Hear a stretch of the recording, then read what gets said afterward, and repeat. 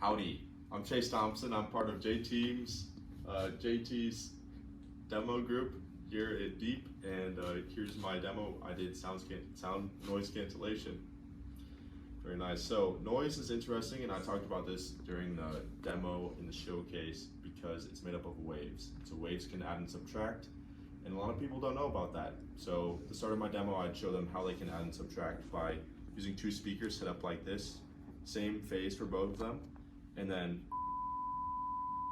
it might pick up on the video, it might not, but for the people that are standing in front of it, we can subtract the waves by putting them out of phase with each other, and then we can re-add them, and it makes the noise louder.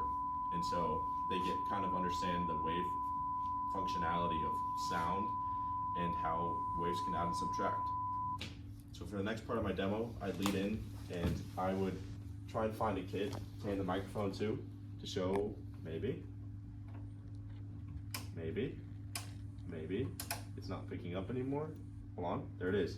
So I would try and show them I'd show them that we can show sound waves visually. And so the kids love this demo because they see the microphone, they like speaking into microphones, and they get to see their own voice, so they can see the sound that they can make. And so using that, I would try and show them passive noise cancellation by using this little setup here.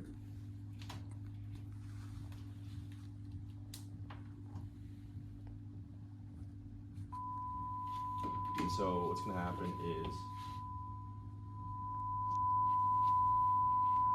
here on the edges, this represents maybe the surrounding sound, and then this would represent, where the headphone is canceling out the noise, and then there in the center is what your ear would actually hear. You can see how much less noise that is. So that's the noise getting canceled there in the center.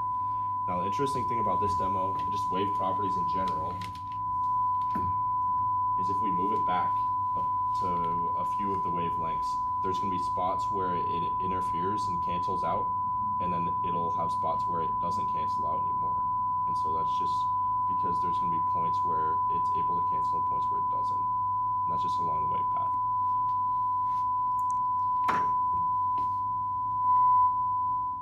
Okay, and this is a passive noise cancellation demo.